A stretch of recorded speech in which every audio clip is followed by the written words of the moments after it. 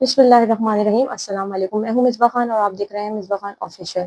तो आज की वीडियो बहुत ज़्यादा इन्फॉर्मेटिव होने वाली है। तो आज की वीडियो में हम देखेंगे कि हमारा मज़हब इस्लाम किस तरीके से पूरी दुनिया में फैल रहा है और लोग इसको फॉलो कर रहे हैं, हमारे मज़हब में आ रहे हैं, इस्लाम कबूल कर रहे हैं, कन्वर्ट हो रहे हैं। चले आए बिना किसी देरी के वीडियो स्टार्ट करते हैं।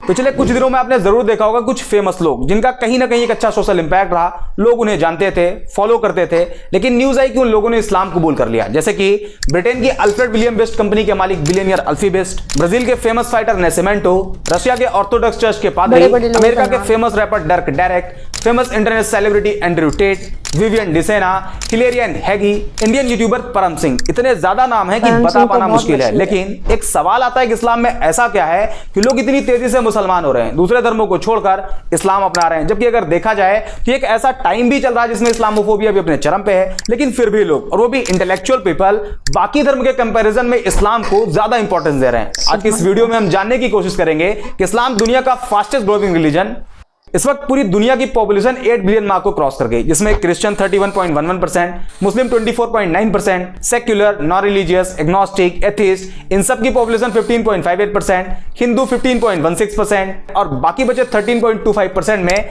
सभी रिलीजन आते हैं। दुनिया में पहली सबसे बड़ी मुस्लिम पॉपुलेशन इंडोनेशिया में रहती है, दूसरी पाकिस्तान में और तीसरी इंडिया में। तो स्टडी के मुताबिक 2050 तक इंडिया दुनिया का सबसे बड़ा मुस्लिम पॉपुलेशन वाला देश होगा। लेकिन अगर आप वर्ल्ड वाइड देखते हैं तो इस्लाम का ग्राफ लगातार तेजी से आगे बढ़ रहा और साल 2060 तक इस्लाम दुनिया का सबसे बड़ा रिलीजन बन जाएगा। Japan, Europe, France, America, India जैसे कई देशों में इस्लाम सबसे तेजी से आगे बढ़ने वाला धर्म बन गया है। तो अब सवाल आता है कि आखिर इस्लाम इतनी तेजी से क्यों आगे बढ़ रहा है? तो इसका पहला रीजन जो हमेशा से बताया गया कि मुसलमानों में फर्टिलिटी रेट बहुत ज्यादा है, बाकी रिलीजन के कंपैरिजन में मुसलमान ज्यादा बच्चे पैदा करते हैं। यही वजह है कि मुसलमान तेजी से आगे बढ़ रहे हैं। जबकि सेंट्रल हेल्थ मिनिस्ट्री के सर्वे के मुताबिक मुसलमानों के बीच फर्टिलिटी रेट भी कम हुआ है। दूसरा रीजन, दूसरे धर्म के लोग तेजी से इस्लाम की तरफ अट्रैक्ट हो रहे हैं। पर डे कहीं ना कहीं से न्यूज आती है किसी फेमस इंडिविजुअल ने इस्लाम धर्म अपना लिया। कहीं कोई फेमस बिलियनियर होता है, तो कभी कोई फेमस फाइटर, तो कभी कोई फेमस रैपर, सेलिब्रिटी। ये उन लोगों की खबरें होती है जो कहीं ना कहीं फेमस होते हैं, लोग उन्हें फॉलो करते हैं। लेकिन ऐसे भी बहुत से लोग हैं जो इस्लाम अपना तो रहे हैं, लेकिन आम लोग होने की वजह से उन्हें सोशल मीडिया पर या न्यूज पोर्टल पर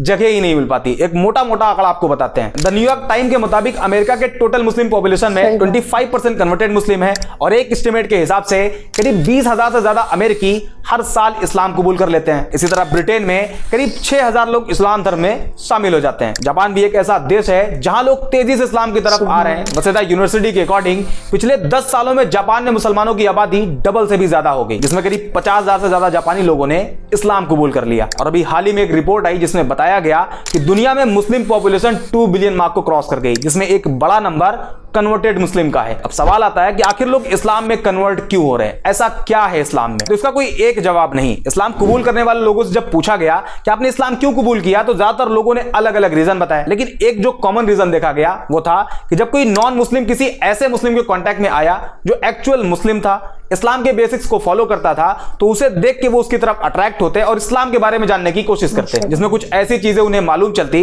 जो एक नॉन मुस्लिम के लिए बड़ी सरप्राइज होती। For example, social equality. बाकी धर्मों में देखा जाता है कि एक इंसान को दूसरे इंसान के आगे काफी नीचा दिखाया गया है। जैसे इंडिया में जातियों में बांट दिया गया, उसमें भी कैटेगरी बना देगी और सबसे कमजोर कास्ट कैटेगरी को शूद्र बताया गया। ऊंची कास्ट के लोग उन्हें अछूत मानते, उनके हाथ का पानी तक नहीं पीते। इसी तरह दूसरे धर्मों में काले गोरे इंसान को लेकर डिस्क्रिमिनेट किया गया, काले लोगों को गुलाम बना लिया जाता, उनकी पिटाई भी होती और उनसे जानवरों की तरह काम भी लिया जाता। ऐसे में जब कोई नॉन मुस्लिम जिसे सोशल जस्टिस नहीं दिया गया था, उसने इस्लाम को पढ़ा और पाया कि प्रॉफिट ऑफ इस्लाम ने किसी बिलाल नाम के काले गुलाम को न सिर्फ आजादी दिलाई, बल्कि आजादी के साथ साथ बाकी मुसलमानों के आगे बिलाल को काबे की छत पर अजान कहने के लिए खड़ा कर दिया। इसके अलावा जब लोगों ने प्रॉफिट ऑफ इस्लाम की एक स्पीच के बारे में जाना, जिसमें उन्होंने कहा था एक अरेबियन किसी नॉन अरेबियन से सुपीरियर नहीं, और ना ही कोई नॉन अरेबियन किसी अरेबियन से सुपीरियर है, ना कोई काला किसी गोरे से सुपीरियर है और ना ही कोई गोरा किसी काले से। यह जानने के बाद कि इस्लाम में कोई ऊंचा नीचा नहीं, इस एक पॉइंट की वजह से न जाने कितने लोगों ने इस्लाम कबूल कर लिया। दूसरा रीजन फॉरगिवनेस। फॉरगिवनेस, इस्लाम में माफ कर देने वाला जो कॉन्सेप्ट है वो भी बड़ा शानदार है। जब लोगों ने उसे जाना तो वो भी उन्हें बहुत पसंद आया और लोगों ने इस्लाम कबूल कर लिया। फॉर एग्जांपल, मान लीजिए कि अगर किसी इंसान को एक पूरी कम्युनिटी बुरा भला कहे, उसे बाइकआउट कर दे, यहां तक कि उसे जान से मारने की कोशिश करे, तो रिएक्शन ये होगा कि जब भी उसे उस कम्युनिटी पर कंट्रोल मिलेगा वो अपना बदला जरूर लेगा। सारे लोगों से ना सही, लेकिन उन लोगों को जरूर टारगेट करेगा जो उसके खिलाफ उसके ही लोगों को भड़काते थे, उसे मार के लाने वाले को इनाम देने की बात कहते थे। आमतौर पर यही देखा जाता है, लेकिन इस्लामिक हिस्ट्री में इसके जस्ट उल्टा है। 7th सेंचुरी में जब इस्लाम की शुरुआत हुई, उसके कई सालों बाद तक, करीब 10 साल बताया जाता है, इस पीरियड में टोटल 40 से कम मुसलमान थे। उस टाइम अरब के जो पावरफुल लोग थे वो मुसलमानों को परेशान करते, प्रॉफिट ऑफ इस्लाम को जान से मारने की प्लानिंग करते, उन्हें जान से मार देने वाले को इनाम देने का वादा करते। यहां तक कि उस टाइम जितने मुसलमान थे उन सभी का सोशल बाइकआउट कर दिया गया और 3 साल तक अबी तालिब नाम की एक पहाड़ी पर कैद कर दिया गया। और मक्का के सरदारों ने यह अनाउंस कर दिया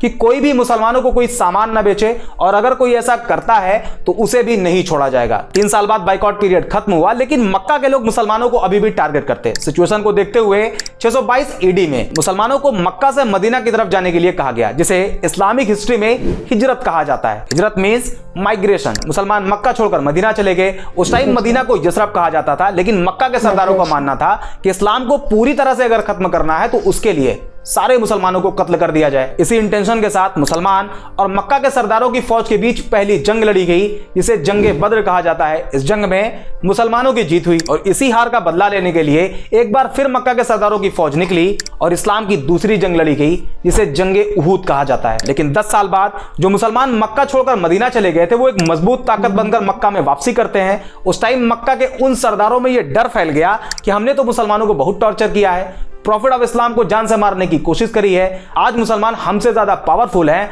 और अब वो हमें नहीं छोड़ेंगे। इस डर से बहुत से लोगों ने सरेंडर कर दिया और बहुत से लोग मक्का छोड़कर भाग गए। लेकिन जब प्रॉफिट ऑफ इस्लाम ने अपनी बात कहनी शुरू करी तो लोगों ने जो सोच रखा था वो उसके जस्ट उल्टा था और एक पब्लिक अनाउंसमेंट करी गई कि जिन जिन लोगों ने मुसलमानों को परेशान किया था, मुसलमानों को मारा था, मक्का छोड़कर मदीना जाने के लिए मजबूर किया था, उन सभी को माफ किया जाता है। ये एक सेंटेंस इतना इफेक्टिव साबित हुआ कि जो पहले इस्लाम को खत्म करना चाहते थे उन सभी ने इस्लाम कबूल कर लिया। और आज भी इसका इंपैक्ट इतना ज्यादा है कि जब कोई नॉन मुस्लिम इस्लाम के इस चैप्टर को पढ़ता है तो इस्लाम की तरफ अट्रैक्ट होता है। तीसरा और सबसे बड़ा रीजन है बिहेवियर। आज सोशल मीडिया पर इस्लाम की जिस इमेज को प्रेजेंट किया जा रहा है वो इस्लाम की रियलिटी नहीं। हालांकि मैं ये भी क्लेम नहीं कर रहा कि इस्लामिक बेसिक्स के अकॉर्डिंग सारे मुसलमानों का बिहेव अच्छा है। इस्लाम तो कहता है कि शराब पीना हराम है और शराब सभी बुराइयों की मां है, लेकिन फिर भी आज का मुसलमान शराब के ठेकों की लाइन में आपको लगा हुआ दिखाई देगा। बट अनदर हैंड कुछ मुस्लिम्स ऐसे भी हैं जिनका behave as it is Islamic basics के हिसाब से आज भी है। फॉर एग्जांपल, इस्लाम अपने मानने वालों को कहता है कि अगर तुम्हारे घर में एक रोटी हो और तुम्हारा पड़ोसी भूखा हो तो तुम्हारे लिए जरूरी है कि उसमें से आधी रोटी अपने पड़ोसी को दो।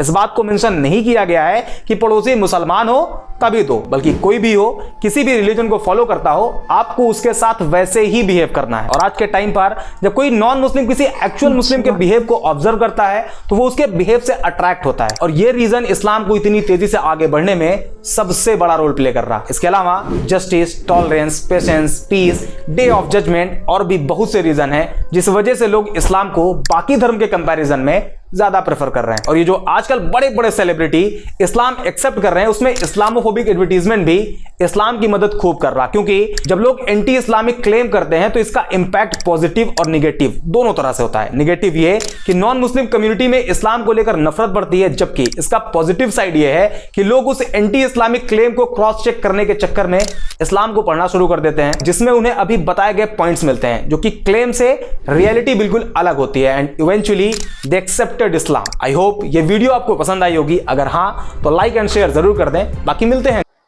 माशाल्लाह, आपने देखा हमारा इस्लाम मजहब दुनिया भर में कैसे फैलता जा रहा है, कैसे पॉपुलेशन बढ़ती जा रही है। और हमारा मजहब है इतना अच्छा, जो भी इसके बारे में सुनता है, हिस्ट्री सुनता है हमारे पैगम्बरों की, हमारे प्यारे नबी सल्लल्लाहु अलैहि वसल्लम की, तो वो ऑटोमेटिकली फॉलो करता है। उसको बहुत अच्छा लगता है माफ़ कर देना और दुश्मन को भी माफ़ कर देना, किसी काफिर को भी पानी पिला देना, खाना खिला देना। मतलब हमारे मजहब में ये खूबसूरती है। जब भी तो हमारे मजहब में गैर मुस्लिम्स आते हैं और हमारे मजहब को फॉलो करते हैं, इस्लाम कबूल करते हैं, माशाल्लाह सुभान अल्लाह। तो अगर आपको मेरी वीडियो अच्छी लगी हो, पसंद आई हो, तो चैनल को सब्सक्राइब कर दीजिएगा और वीडियो को लाइक कर दीजिएगा। इंशाल्लाह नेक्स्ट वीडियो में मिलते हैं नेक्स्ट टॉपिक के साथ। अल्लाह हाफिज़।